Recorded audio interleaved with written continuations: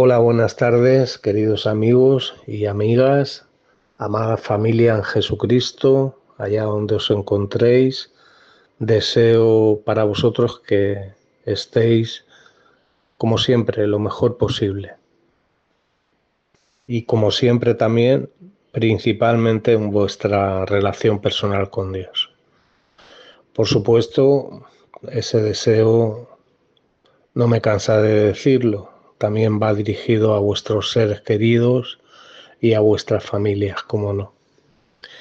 En esta tarde, reflexionando un poco sobre los últimos acontecimientos, ya las últimas horas de la vida del Señor Jesucristo, cuando vemos en el Evangelio de Juan, capítulo 13, el ejemplo que da Jesús a sus discípulos, ¿no? Haciendo algo que él no debería haber hecho, lo deberían haber hecho algunos de los discípulos, y sin embargo Jesús ocupa ese lugar de siervo y del siervo más bajo, ¿no? El de menos importancia, que era el que lavaba los pies en el contexto judío, ¿no? Vemos que ya Judas se aparta, ¿no? Judas se retira, poseído completamente por el demonio, ¿no?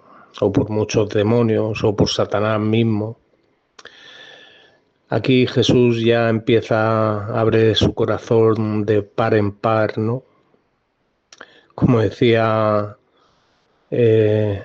Pablo a los Corintios, ¿no? Ensancha completamente su corazón, ¿no? Y les da ese nuevo mandamiento, ¿no? Que no era nuevo, pero que en cierta manera sí era nuevo en cuanto a ese tiempo, venía de la boca misma del Verbo encarnado, ¿no? Un mandamiento nuevo os doy, dice Juan 13:34, que os améis los unos a los otros, y en esto conocerán todos que sois mis discípulos si tenéis amor los unos para con los otros. Que os améis como yo os he amado. Fijaos, no de otra manera distinta, como yo os he amado. Al punto de que Jesús sabía que al final todos se iban a alejar de él, todos le iban a abandonar, todos le iban a dejar solo, Pedro le iba a negar, iba a llegar a maldecir, que no conocía a Jesús, y sabiendo todo esto, como dice Juan 13, habiendo amado a los suyos, como había amado a los suyos, los amó hasta el fin.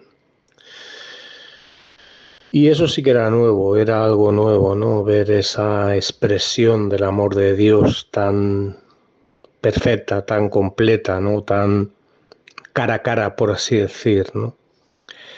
En esto conocerán todos que sois mis discípulos, versículo 35, si tenéis amor los unos para los otros. Ese amor perfecto que detalla Pablo en 1 Corintios 13, es el amor que debemos anhelar, que debemos imitar, que debemos tener, el amor que todo lo sufre, que todo lo perdona, que todo lo espera, que todo lo soporta, que nunca deja de ser. Jesús se dirige a ellos, les dice que no van a poder seguirle. Pedro le dice, yo sí. Ellos no, pero yo sí. Jesús le dice que le va a negar 3 veces antes de que el gallo haya cantado 2 veces. Y así fue, y así fue. Pero en medio de esa sabiduría, esa omnisciencia que tenía Jesús, Él le dice, no os preocupéis, no se turbe vuestro corazón. Ya estamos en el capítulo 14 de Juan, creéis en Dios, creer también en mí.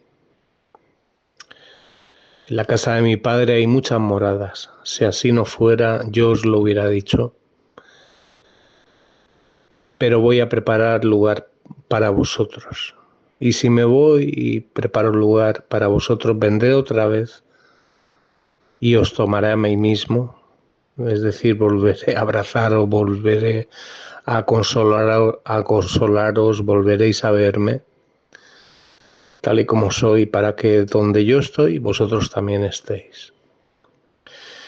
Y fijaos que esto se cumplió en la resurrección de Cristo. Él se presenta, les da el desayuno, les prepara los peces, le llena la barca de provisión, les abraza, está con ellos 40 días más hasta que asciende en gloria. Y se cumplió porque todas las promesas de Dios, como también decía Pablo, son en el sí y en el amén. Y las vemos por medio de nosotros, por medio de su iglesia.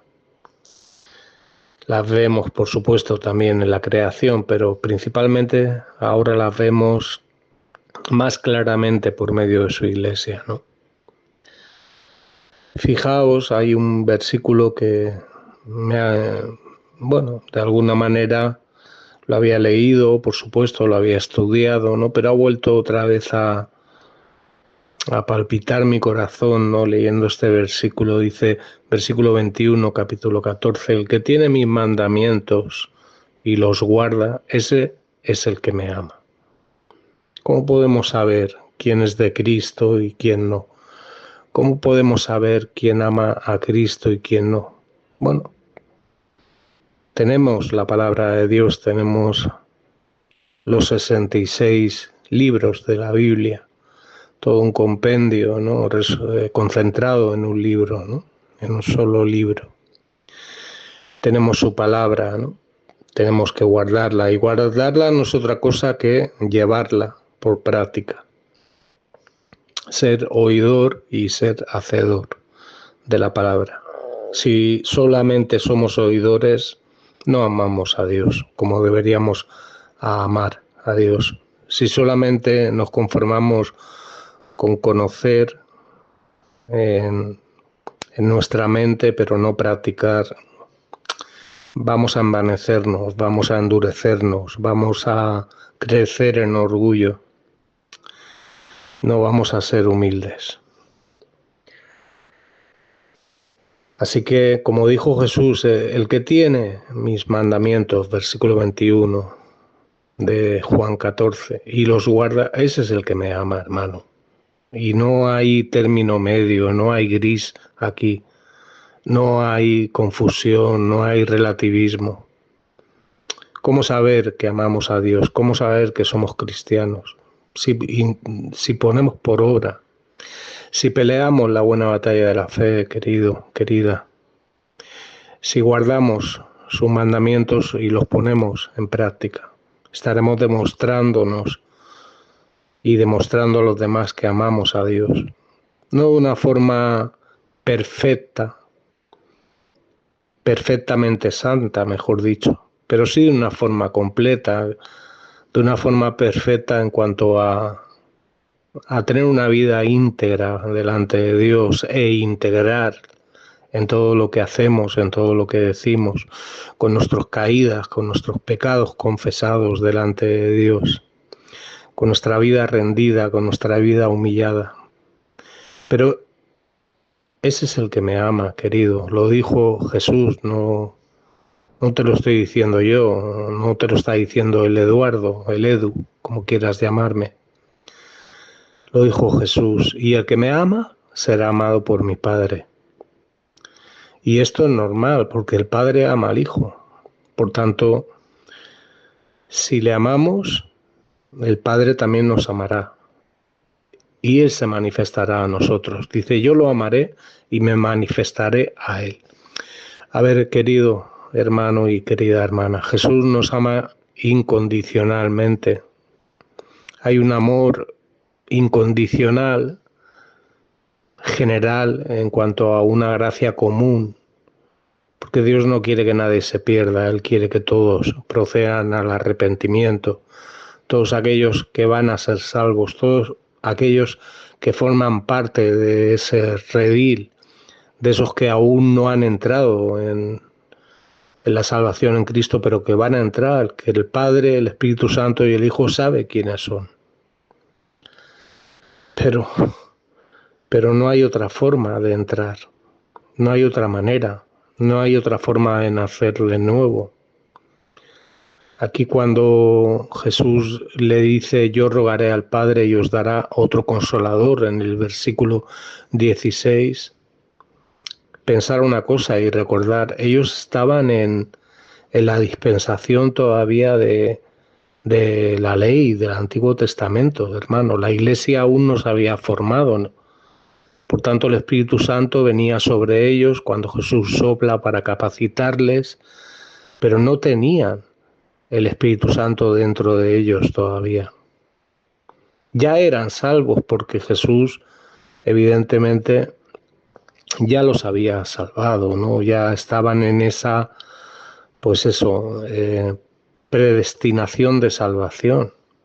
Pero el Espíritu Santo no permanecía en ellos, porque si no, no tiene sentido cuando Jesús dice, yo rogaré al Padre para que esté con vosotros. No tendría ningún sentido. Por tanto, cuando Jesús dice aquí en el versículo 16 que yo rogaré al Padre, os dará otro consolador para que esté con vosotros para siempre.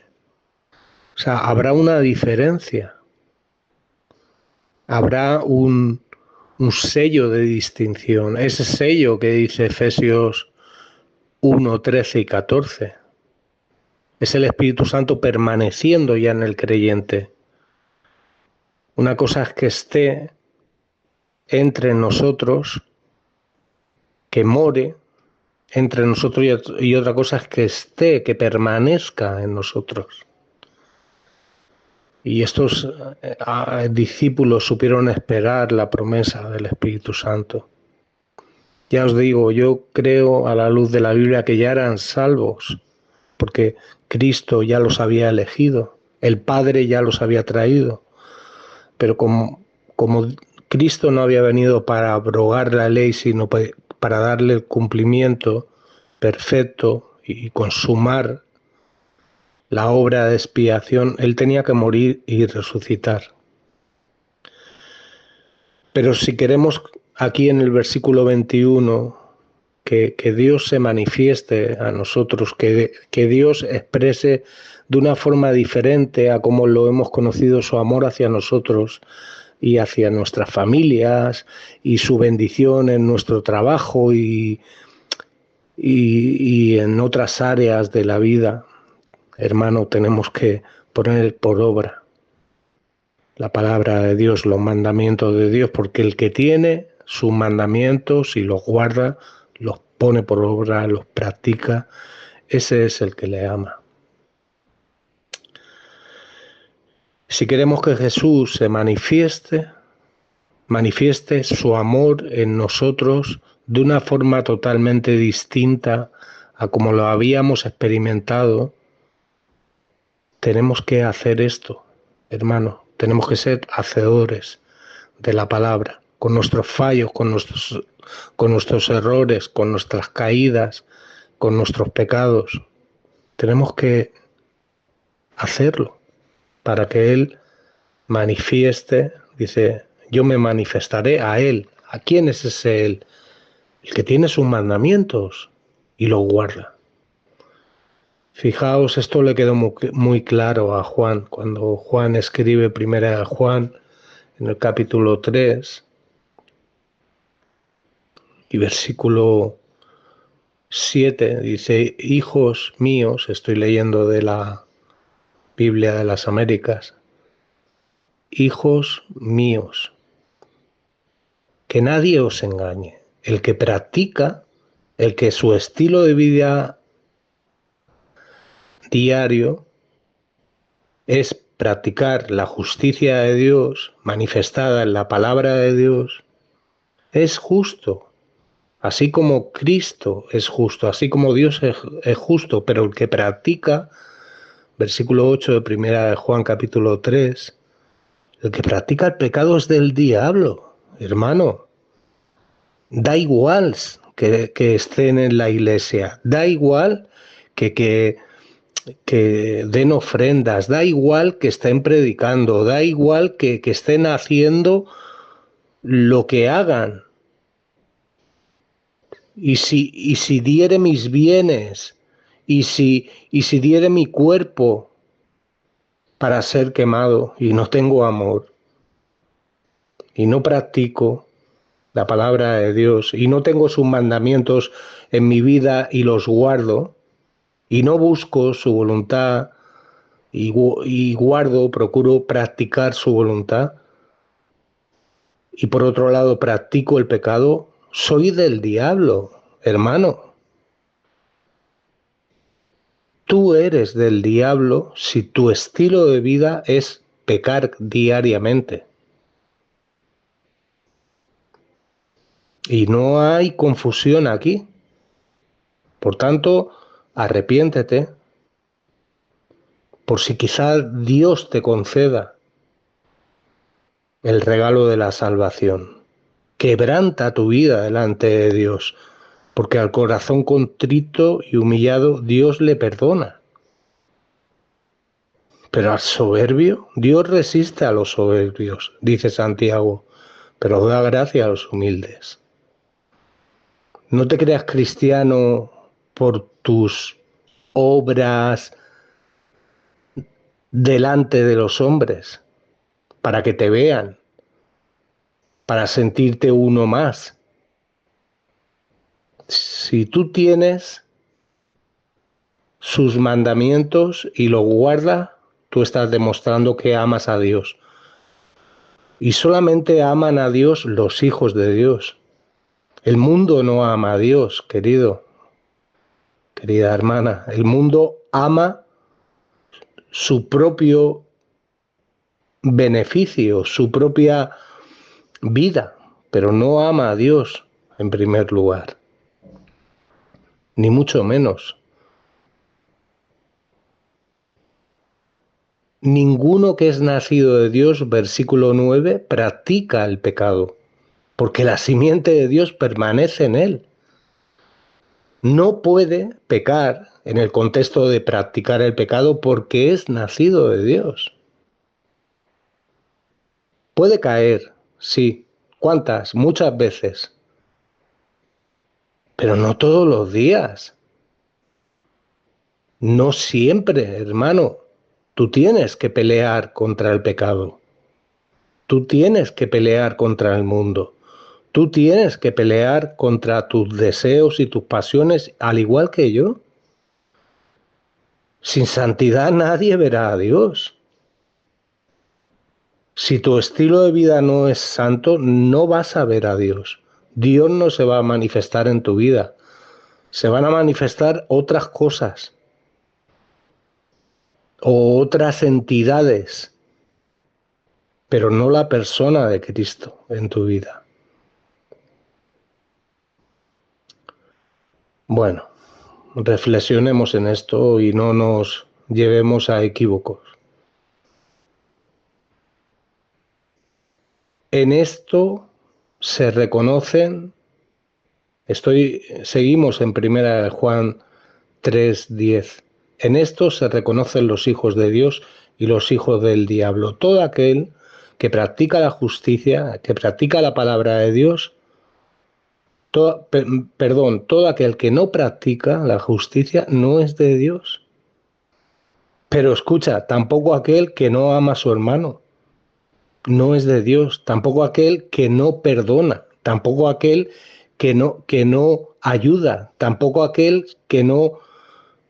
Aquí están los dos mandamientos principales. Amar a Dios primero, pero luego al prójimo. Entonces, meditemos en esto, para que no caigamos en engaño, para que cuando Él venga no nos alejemos de Él avergonzados, para que nuestro destino sea seguro, la vida eterna, y no la condenación eterna. para que nuestro destino final sea el cielo y el reino de Dios y no el infierno. Bueno, pues mucho ánimo, que Dios te bendiga mucho y hasta la próxima semana, si Dios quiere.